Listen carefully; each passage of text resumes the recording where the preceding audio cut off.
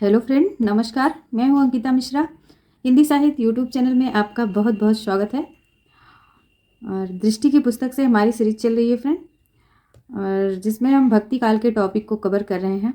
और 6 पार्ट हो गया है भक्ति काल का। आज हम 7वें पार्ट को देख रहे हैं। और 7th पार्ट में फ्रेंड्स, आज का हमारा टॉपिक है सूफी काव्य धारा निर्गुण प्रेम मार्गी शाखा। तो सूफी काव्य धारा को आज हम कवर करेंगे। और मॉर्निंग में भी हमारी एक क्लास होती है व्याकरण की फ्रेंड, और अभी 1000 प्रश्नों की सीरीज चल रही है और बहुत ही बेस्ट प्रश्न है फ्रेंड। एक बार आप जुड़ के ज़रूर देखें। अगर अच्छे लगें तो बार बार जुड़ने की कोशिश करिएगा, और नहीं अच्छे लगें तो कोई बात नहीं। और मेरा रिक्वेस्ट है कि आप लोग एक बार ज़रूर विजिट करें फ्रेंड। तो वो क्लास हमारी 10 बजे होती है डेली, और ये क्लास है दृष्टि पुस्तक सीरीज, जिसको हम कंटिन्यू रख रहे हैं आपके लिए। तो ये हमारी 4 बजे होती है, डेली की डेली होती है। कोई इसमें संडे, कोई होली, दीपावली या कोई भी फेस्टिवल हो, ये क्लास बंद नहीं होती फ्रेंड। हाँ, अगर कोई और भी बात ना हो जाए तो बाकी आप समझ सकते हैं, कंटिन्यू होती है। और रेगुलर पढ़ने के लिए आप चैनल को सब्सक्राइब कर लीजिए, हमारे जो भी फ्रेंड नए हैं, और सभी सेशन को लाइक शेयर कर दीजिए। और एक बार फिर से सभी का अभिनंदन है आज की क्लास में। और हम देखते हैं सूफी काव्य धारा निर्गुण मार्गी शाखा को। सबसे पहले नज़र डाल लेते हैं भागवत विशेषताएं क्या रही हैं। सूफी दर्शन या तसव्वुफ का आधार परमात्मा को प्रेमिका व बंदे को प्रेमी के रूप में परिकल्पित करना। ठीक है, परिकल्पित मतलब परिकल्पना करना। परमात्मा को प्रेमिका व बंदे को प्रेमी के रूप में परिकल्पित करना। खुदा के साथ भय का नहीं, प्रेम का संबंध। और उसमें कुछ अवस्थाएं दी गई थी। सबसे पहली अवस्था जो दी गई है फ्रेंड, मारिफत की। मारिफत का मतलब सिद्धावस्था की उपलब्धि, जिसमें साधक अपनी आत्मा को परमात्मा में फना या लीन कर देता है। इश्क मजाजी या इश्क हकीकी तक की यात्रा। तो मारिफत का मतलब भी कई बार परीक्षा में पूछा गया। सिद्धावस्था की उपलब्धि होती है जिसमें साधक अपनी आत्मा को परमात्मा में लीन कर देता है। इश्क मजाजी से इश्क हकीकी तक की यात्रा। नोट्स है फ्रेंड, सूफी काव्य में परमात्मा को प्रेमिका और आत्मा को पुरुष माना गया है। यह भी स्टेटमेंट कई बार पूछा गया है कि सूफी संतों ने परमात्मा को क्या माना है, तो प्रेमिका मान लिया है, और आत्मा को पुरुष रूप में स्वीकार किया जाता है। जबकि संत कवियों ने परमात्मा को पुरुष रूप में तथा आत्मा को स्त्री रूप में स्वीकार किया। प्रेम की मूल्य रूप से स्थापना। सांस्कृतिक समन्वय। पारंपरिक इस्लाम व भारतीय वेदांत, भारतीय लोक कथाओं के माध्यम से सूफी दर्शन, अरबी लिपि, अवधी भाषा, भारतीय प्रबंध काव्य परंपरा, फारसी व मसनवी शैली, हिंदू समाज, तीज त्योहार आदि का सूत्रपात। तो सूफियों ने क्या क्या किया? सूफी दर्शन में अरबी लिपि, अवधी भाषा को लिया, और भारतीय प्रबंध काव्य परंपरा से ही फारसी की मसनवी शैली, हिंदू समाज के तीज त्योहार आदि से सूत्रपात किया। मतलब सब कुछ घुमा फिरा के यहीं से लिया, कहीं से कुछ अलग नहीं है। और गुरु की प्रतिष्ठा। रहस्यवाद मतलब भावात्मकता की प्रधानता सीमित मात्रा में साधनात्मक थी। प्रकृति की रागात्मक चित्रण, विरह की अतिशयोक्ति, पूर्व वर्णन। इनकी कथा वस्तु के मुख्यतः 4 स्रोत हैं। कौन कौन से हैं? महाभारत है, हरिवंश पुराण, विष्णु पुराण आदि पौराणिक ग्रंथ, प्राकृतिक सांस्कृतिक परंपरागत कथानक रूढ़ियाँ, उदयन विक्रम रत्नसेन, ऐतिहासिक व अर्ध ऐतिहासिक पात्रों की गाथाएं, विभिन्न प्रेमी प्रेमिकाओं की लोक प्रचलित प्रेम कथाएं। और हम शिल्पगत विशेषता को देखते हैं फ्रेंड। अभी तो हमने भावगत विशेषता को देखा था। भावगत विशेषता को हमने देख लिया। हमने भागवत बोल दिया था, माफ कीजिएगा, भागवत नहीं भावगत। अब हम देखेंगे शिल्पगत विशेषता को।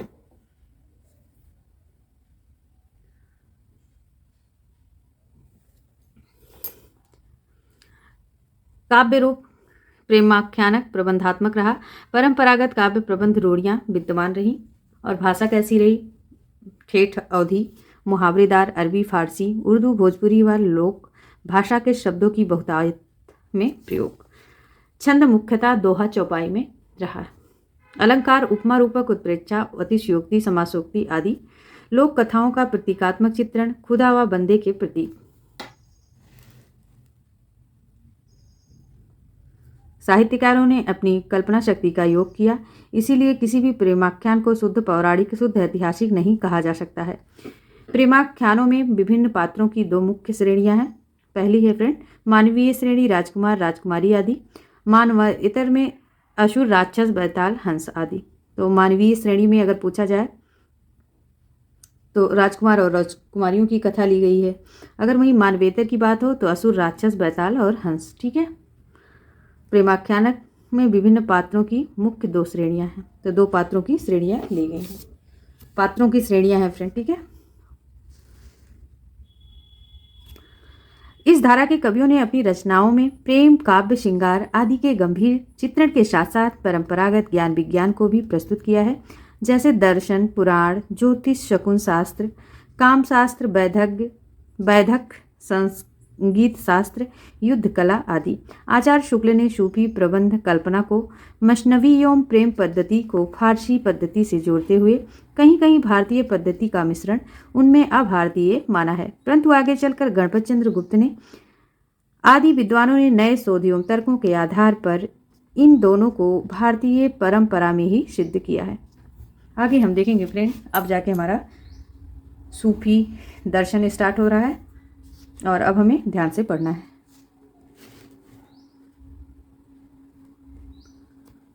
अभी तक तो हम उनसे परिचित लिए, क्या क्या विशेषताएं रही हैं, कैसे कहाँ से कथा ली गई है। ठीक है। क्या अलंकार रहे, भाषा कैसी रही, काव्य रूप कैसा रहा, छंद क्या थे। अब हम जानेंगे फ्रेंड सूफी दर्शन को। सूफी दर्शन एक्चुअली कहाँ से लिया गया। सूफियों का संबंध मूलतः इस्लाम से था या है, किंतु इस्लाम द्वारा प्रतिपादित दार्शनिक मान्यताएं इनकी साधना पद्धति के अनुकूल नहीं हैं। यही कारण है कि इन्होंने इस्लाम के दार्शनिक प्रभावों को ग्रहण करते हुए भी कई अन्य दार्शनिक प्रभावों को स्वीकारा तथा अपने दर्शन की नींव रखी है। इस्लाम में माना गया कि कुरान के नियम आत्यांतिक हैं और स्वयं खुदा ने मोहम्मद पैगंबर के माध्यम से अपनी बाणी को प्रस्तुत किया है। सूफियों का मत है कि खुदा ने बंदों को दो प्रकार से ज्ञान दिए हैं। अब इसको आप नोट कर लीजिएगा, अंडरलाइन भी है, देखिए हाईलाइट भी है पहले से। इल्म ए शकीना और इल्म ए शीना। ठीक है। दो प्रकार के बंदे बताए हैं, इल्म ए शकीना और इल्म ए शीना। तो इल्म ए शकीना किसको कहते हैं। इल्म ए शकीना वह ज्ञान है जो खुदा ने मोहम्मद पैगंबर के माध्यम से अर्थात कुरान के रूप में सभी को दिया है, जबकि इल्म ए शीना वह ज्ञान है जिसे खुदा ने साक्षात बंदे के हृदय में स्थापित किया है। ठीक है। इल्म ए शकीना वह ज्ञान है जो खुदा ने मोहम्मद पैगंबर के माध्यम से अर्थात कुरान के रूप में सभी को दिया, जबकि इल्म ए शीना वह ज्ञान है जिसे खुदा ने साक्षात बंदे के हृदय को स्थापित किया है।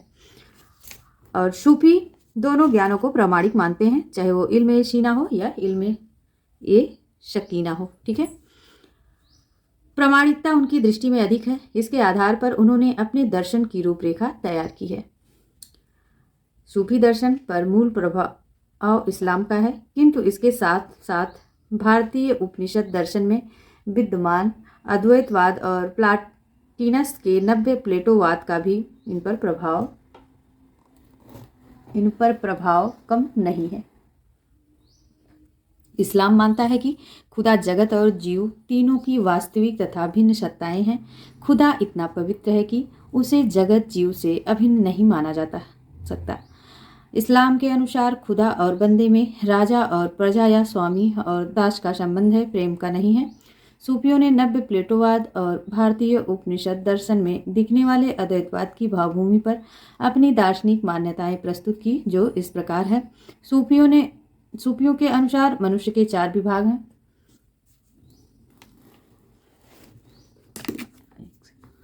सूफियों के अनुसार फ्रेंड मनुष्य के चार विभाग हैं। कौन कौन से हैं। नफ्स, अकल, कल्ब और रूह। नफस का अर्थ है फ्रेंड इंद्रियों से है। नफस का अर्थ इंद्रियों से है, अकल का बुद्धि से, कल्ब का हृदय से और रूह का आत्मा से। यहाँ से भी प्रश्न बहुत बार बना है कि नफस का संबंध किससे है फ्रेंड, तो इंद्री से है, और अक्ल का बुद्धि से, हृदय से और रूह की आत्मा से है। कल्ब का हृदय की रूह और आत्मा से है। इनकी मान्यता है कि खुदा की प्राप्ति कल्ब अर्थात हृदय से ही हो सकती है, क्योंकि कल्ब में खुदा का प्रतिबिंबित व्यक्त होता है। यह दर्पण या हृदय जितना निर्मल होगा, खुदा का प्रतिबिंब उतना ही स्पष्ट होगा। ये जगत का वास्तविक सत्ता स्वीकार करते हैं, किंतु जगत को खुदा का कार्य नहीं बल्कि उनकी अभिव्यक्ति मानते हैं। इन विचार के कारण बहिर्मुख की रहस्यवाद के पैदा होने की संभावनाएं स्पष्टता पैदा होती हैं।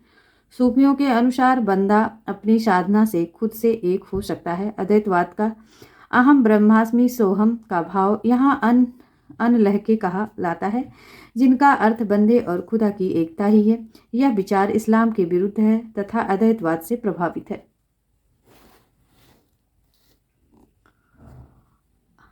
बंदा खुदा की प्राप्ति प्रेम के माध्यम से करता है और यह प्रक्रिया लौकिक प्रेम इश्क मिजाजी से आरंभ होकर ईश्वरीय प्रेम अर्थात इश्क हकीकी में समाप्त होती है। लौकिक प्रेम के प्रतीक को सफल बनाने के लिए सूफियों ने खुदा को नारी के रूप में स्वीकारा है, जबकि बंदे को पुरुष के रूप में।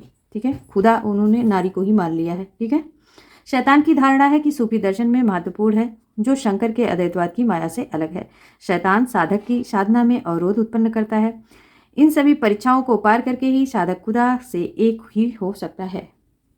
गुरु भी सूफी साधना का एक महत्वपूर्ण पक्ष है, क्योंकि वही ईश्वर प्राप्ति के संदर्भ में साधक को समुचित ज्ञान प्रदान करता है। ध्यातव्य है कि नाथ और संत साहित्य के विपरीत यहाँ गुरु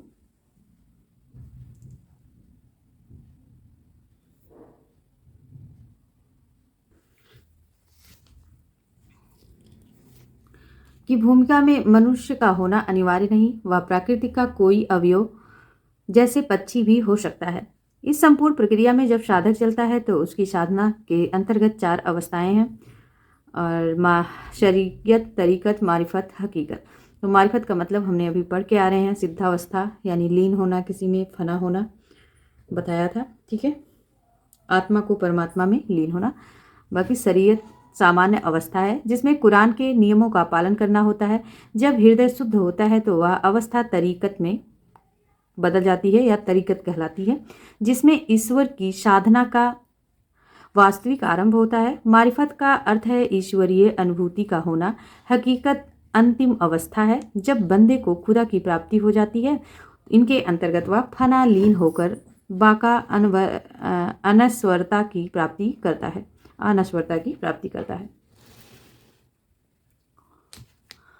अब बात करते हैं फ्रेंड सूफी शब्द की व्युत्पत्ति के विषय में निम्न मत क्या है। और ये टॉपिक रिक्वेस्ट है, अगर आप पढ़ रहे हैं तो पूरा पढ़ के जाइएगा, क्योंकि ये बहुत इंपॉर्टेंट है, क्योंकि सूफियों से कोई ना कोई प्रश्न हर परीक्षा में बनता है। भक्ति काल से कबीर या सूर ही पूछ लिए जाएं भले ही, लेकिन सूफी काव्यधारा से प्रश्न जरूर बनता है फ्रेंड। ठीक है, अभी तक बनता आ रहा था, अब नहीं आएगा तो ये मत कहिएगा, वैसे इंपॉर्टेंट है ये चैप्टर। सूफ का अर्थ फ्रेंड ऊन होता है। सफा का अर्थ पवित्रता या शुद्धि। सोफिया का अर्थ विद्या या प्रेम। सूफा का अर्थ चबूतरा होता है। सफ का अर्थ पंक्ति होता है।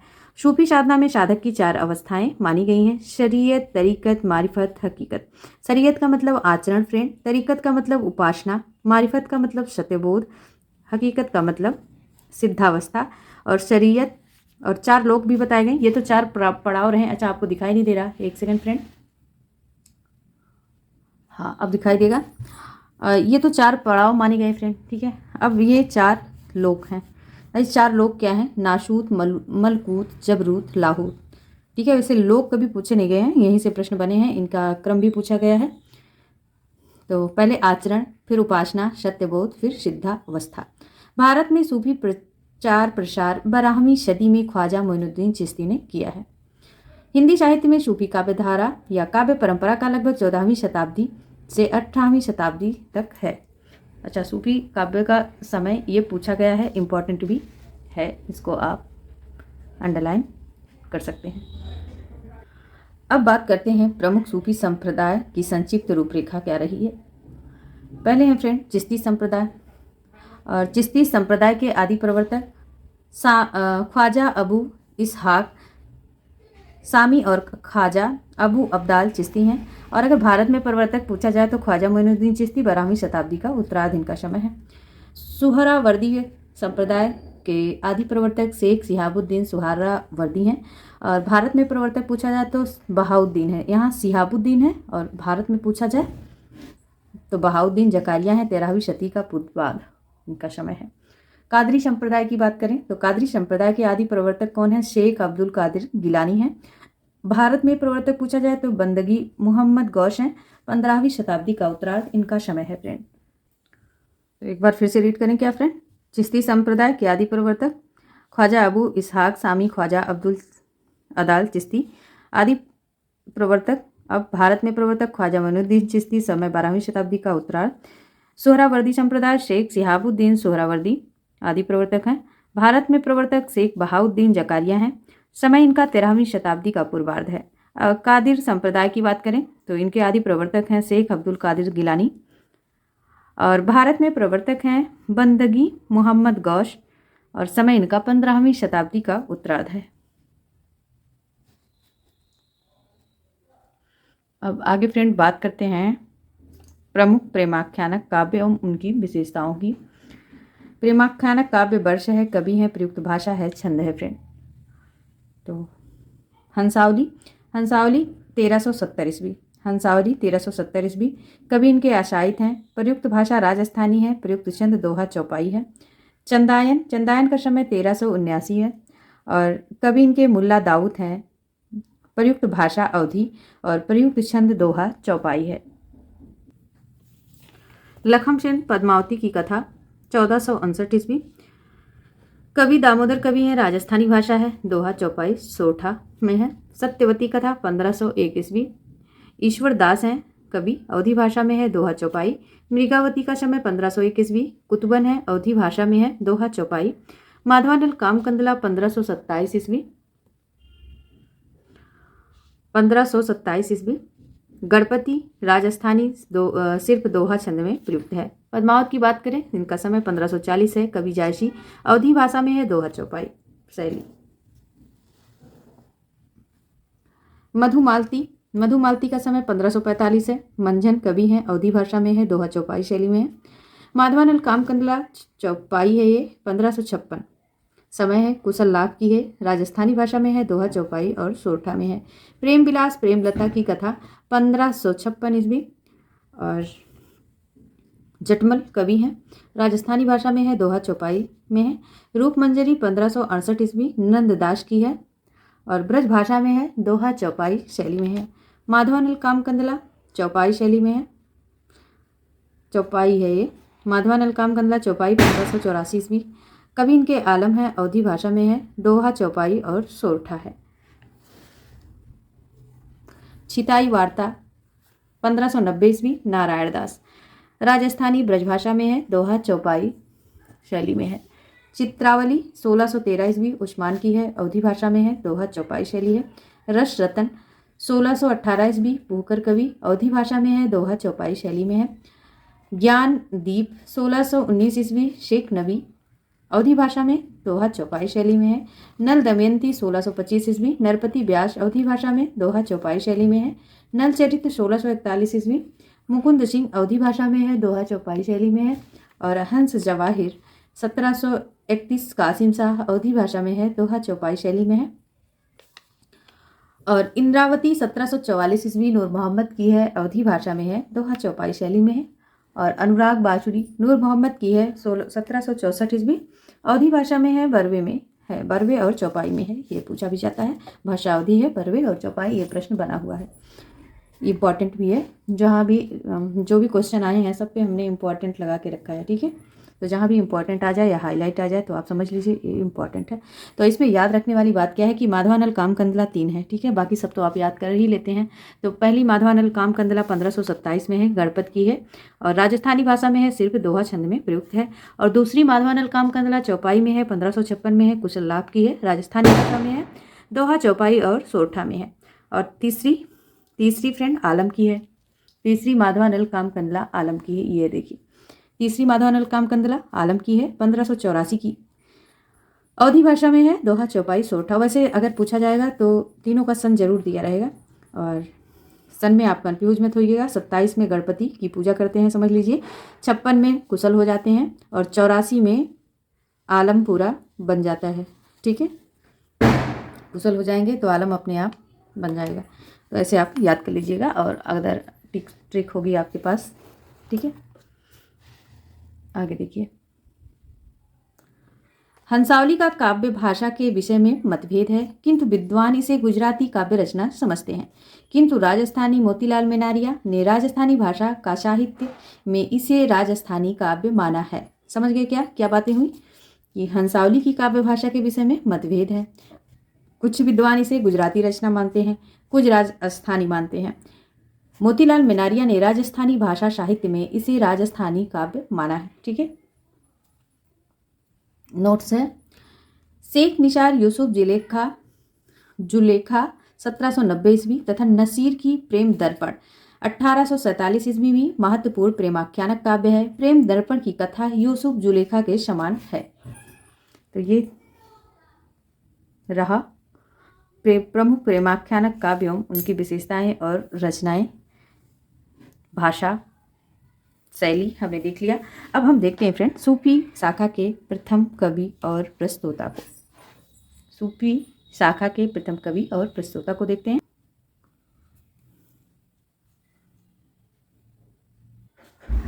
अब फ्रेंड बात करते हैं सूफी शाखा के प्रथम कवि और प्रस्तोता की। प्रस्तोता है रामचंद्र शुक्ल, और इन्होंने किस रचना को माना है? प्रथम रचना मृगावती 1501, और इसके रचनाकार कुतवन है। और राम कुमार वर्मा ने चंदायन को माना, और इसका समय है फ्रेंड 1379 ईस्वी।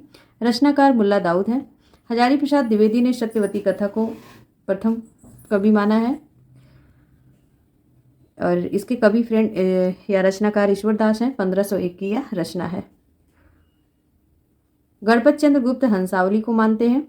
1370 इसका समय है, और इसके रचनाकार अशायित हैं। पौराणिक कथानकों में सर्वाधिक प्रिय नल दमयंती का आख्यान रहा, जिस पर 6 काव्य उपलब्ध हैं।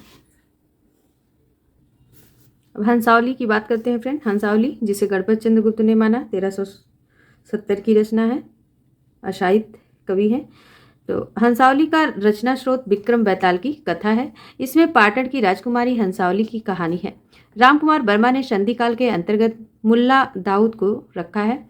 चंदायन पूर्वी भारत में प्रचलित लोरिक और उनकी पत्नी मैना व विवाहिता प्रेमिका चंदा की प्रेम कथा पर आधारित है। लोरिक के नाम पर माता प्रसाद गुप्त ने चंदायन को लोर कहा या लोर कथा भी कहा है। इसे लोरकायन भी कहा जाता है। दामोदर कवि ने अपनी रचना लखनसेन पद्मावती कथा को वीर कथा कहा है। सत्यवती कथा के कवि ईश्वरदास सगुणोपासक भक्त थे, इसीलिए सूफी मत के अंतर्गत पूर्ण रूप से न आ सकने के कारण शुक्ल जी ने उन्हें भक्ति काल की किसी शाखा में नहीं रखा है। मलिक मोहम्मद जैशी की बात करते हैं अब फ्रेंड। इनका समय है फ्रेंड 1446 से 1552 ईस्वी। आखिरी कलाम में जैशी ने अपने जन्म के विषय में लिखा है, भा अवतार मोर नौशती 30 बरस ऊपर कभी बदी। जैसी सूफी फकीर शेख मोइनुद्दीन चिश्ती के शिष्य में थे। वह जायस में रहते थे।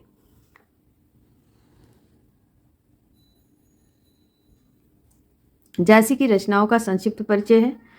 रचनाएं हैं, संबंधित उल्लेख बिंदु है फ्रेंड। पद्मावत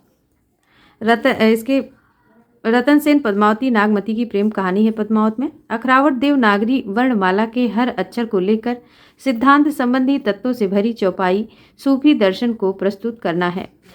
आखिरी कलाम कयामत का वर्णन है। हजरत मोहम्मद का महत्व है। कहरनामा आध्यात्मिक विवाह का वर्णन है। परमात्मा की महत्ता अन्युक्तिमूलक काव्य कहरवा शैली में है।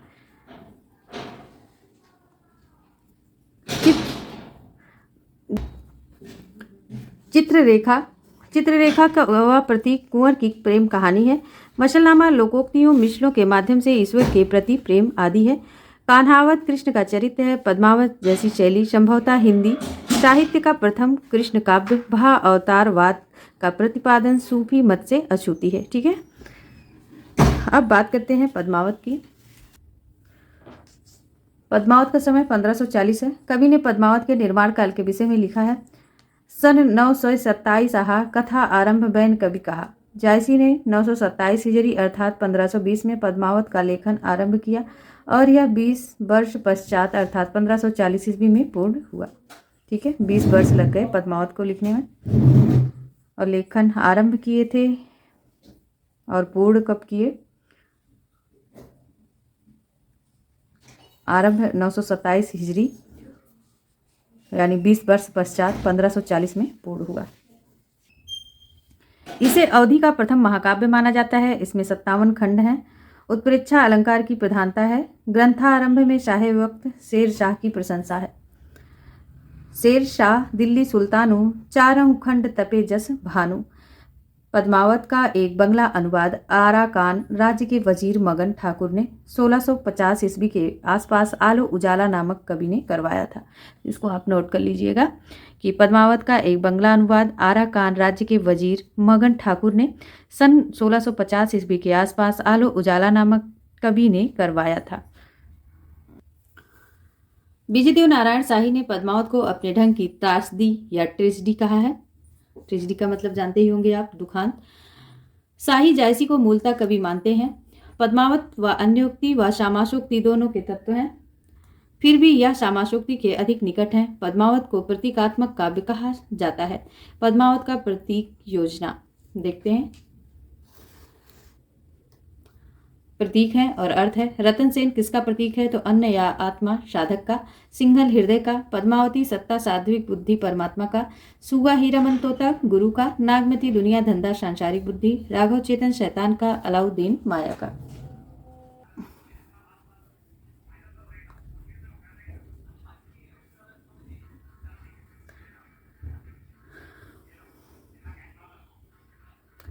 पद्मावत का पहला भाग काल्पनिक तथा दूसरा भाग ऐतिहासिक व कल्पना का मिश्रण है। नागमती वियोग वर्णन पद्मावती का महत्वपूर्ण भाग है। विरह वर्णन के कारण इसे प्रेम का पीर का काव्य कहा गया है। पद्मावत की भाषा ठेठ अवधी एवं लिपि फारसी है।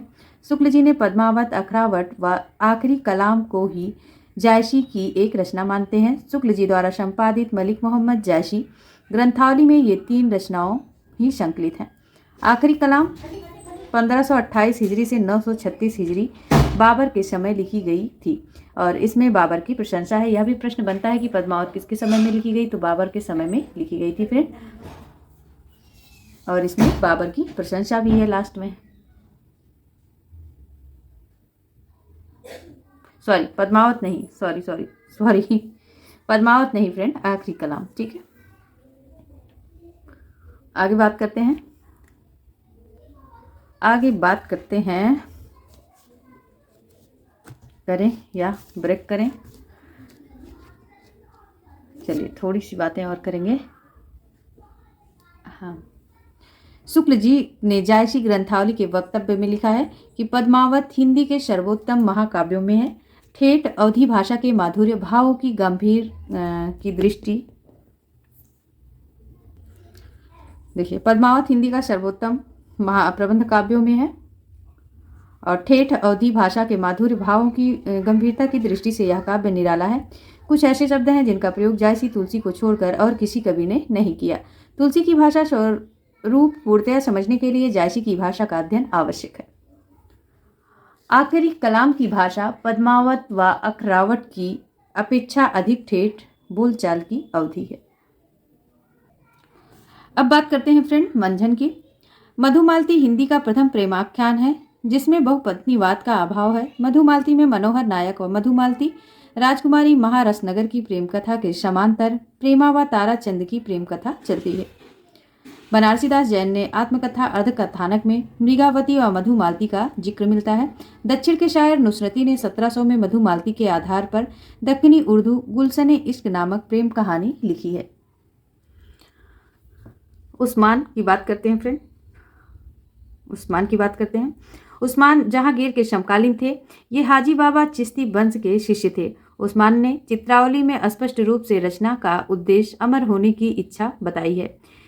उन्होंने चित्रावली से बढ़कर प्रेम कथा लिखने की चुनौती दी है। इसमें काबुल, बदखाशा, खुरासान, रूस, शाम, मिस्र, इस्तांबुल, गुजरात, सिंघल द्वीप आदि जगहों का उल्लेख मिलता है। इसमें तात्कालीन राजनीतिक व्यवस्था के प्रति सतर्कता थी, इसीलिए अंग्रेजों का उल्लेख किया। बलन द्वीप देखा अंग्रेजा, तहाँ जाए यही कठिन करेजा। बस बहुत थोड़ा सा और है, हम सूफी को समाप्त करने वाले हैं फ्रेंड। चित्रावली की बात करें, चित्रावली के आरंभ में कवि ने स्तुति के उपरांत पैगंबर व 4 खलीफाओं की, बादशाह जहांगीर की, शाह निजामुद्दीन और हाजी बाबा की प्रशंसा लिखी। नूर मोहम्मद की बात करें, नूर मोहम्मद शाह के समकालीन थे। इनकी फारसी में एक रचना राजौतुल हकायक मिलती है। नूर मोहम्मद ने अनुराग बाशरी में दोहे की जगह बरवे का प्रयोग किया है और इस कृति पर तत्कालीन हिंदू भाषा विवाद का भी प्रभाव है। इसमें अंतःकरण, चित्त, बुद्धि और रूपों के माध्यम से इंद्रिय बोध तथा अध्यात्म का संदेश है।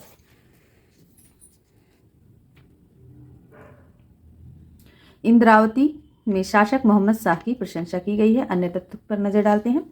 जान कवि 1612 से 1664 रचना काल ने कुल 78 ग्रंथों की रचना की, जिसमें 29 प्रेमाख्यानक है, जो कि प्रेमाख्यानक काव्य परंपरा में संख्या में सर्वाधिक है। जान प्रथम हिंदी कवि हैं जिन्होंने फारसी के लैला मजनू आख्यान को लेकर ग्रंथ में लैले मजनू की रचना की है। जान की भाषा राजस्थानी व ब्रज भाषा है। शुक्ल जी ने सूफी काव्य परंपरा में सूरदास नामक एक पंजाबी कवि को एकमात्र हिंदू कवि माना है जिसने नल दमयंती नामक प्रेम कथा लिखी है। वो सूरदास नहीं है, ठीक है, ब्रजभाषा वाले सूरदास नहीं, ये सूरदास नामक एक पंजाबी कवि थे, ठीक है, सूफी काव्य परंपरा में। अस्त्र छाप कवि नंददास द्वारा रचित रूपमंजरी प्रेमाख्यानक काव्य है। इसमें रूपमंजरी व कृष्ण के प्रेम का चित्रण है। दुख हरनदास ने 1669 में पोपावती की रचना की। गणपत चंद्र गुप्त काम कंदला केवल दोहों में लिखी गई है। ये 1527 वाली है गणपत चंद्र गुप्त की रचना, ठीक है, केवल दोहों में लिखी गई। काव्य के आरंभ में कवि ने अपना परिचय देने से पूर्व कामदेव की स्तुति की है। ढोला मारूड़ा दूहा यानी कल्लोल कवि द्वारा रचित है, परंतु इसे प्रेमाख्यान रोमांस काव्य श्रेणी में नहीं रखा जाता। अच्छा, आपसे पूछा जा सकता है ऐसी कौन सी सूफी रचना है जिसे प्रेमाख्यान रोमांस काव्य श्रेणी में नहीं रखा जा सकता, तो वो ढोला मारूड़ा दोहा। कुशल लाभ भी कहीं कहीं मिलता है, कहीं कहीं कल्लोल भी मिल जाता है आपको, ठीक है। तो ढोला मारूड़ा दोहा कुशल लाभ की या कल्लोल की, क्योंकि इसमें विवाह पूर्व प्रेम व नायिका प्राप्ति के लिए शौर्य की व्यंजना का अभाव है। इसमें केवल दोहों का प्रयोग है व भाषा राजस्थानी है। छिताई वार्ता नारायण दास का कथानक पद्मावत से प्रभावित है। यूसुफ जुलेखा में जुलेखा यूसुफ के लिए सब कुछ त्याग कर अध्यात्म ग्रहण कर लेती है। प्रेमाख्यानक काव्यों में 5 चौपाई के बाद एक दोहा देने की परंपरा है और ये क्रम है फ्रेंड, मृगावती, मधुमालती, इंद्रावती, सत्यवती, चंदायन में है। तो क्रम भी पूछा जाता है, ये क्रम नहीं है। तो प्रेमाख्यानक काव्यों में 5 चौपाई के बाद दोहा देने की परंपरा किस किस में है? मृगावती, मधुमालती, इंद्रावती, सत्यवती और चंदायन। माधवानल कामकंदला आलम में 5 चौपाई के बाद दोहे के स्थान पर सोरठा है। 7 चौपाई के बाद दोहा देने की परंपरा पद्मावत व चित्रावली में है, ठीक है, इसको याद रख लेना। 7 कहाँ पे है? 7 चौपाई दोहे की बात, तो पद्मावत और चित्रावली में। महत्वपूर्ण प्रेमाख्यानक काव्य और उनके नायक नायिका निम्न है। तो फ्रेंड, चंदायन का समय 1379 है। नायक नायिका लोरिक चंदा है। सत्यवती कथा 1501, इसके नायक ऋतुपर्ण और सत्यवती नायिका हैं। मृगावती 1503, इसके नायक हैं राजकुमार मृगावती। पद्मावत 1540 ईस्वी, नायक हैं इनके रतन सेन, पद्मावती पत्नी नागमती। मधुमालती 1545, नायक हैं मनोहर मधुमालती और ताराचंद्र प्रेमा। माधवानल कामकंदला इसके नायक हैं। रूपमंजरी 1568 की है फ्रेंड, और इसके नायक नायिका हैं कृष्ण विवाहित रूपमंजरी। रतन सेन 1618 ईस्वी का है, इसके नायक नायिका सोमा रंभा है। चित्रावली 1613 ईस्वी का है, सुजान चित्रावली इसके नायक हैं। ज्ञानदीप 1619 ईस्वी का है, ज्ञानदीप रानी देवजानी की कथा है इसमें, और नायक नायिका भी हैं ये। और फ्रेंड, इसके बाद हम देखेंगे राम भक्ति शाखा शगुर काव्यधारा को। तो आज यहीं तक एक ही क्लास में पूरा सूफी चैप्टर हमारा समाप्त हो गया, और सभी का आभार, धन्यवाद आप सभी को।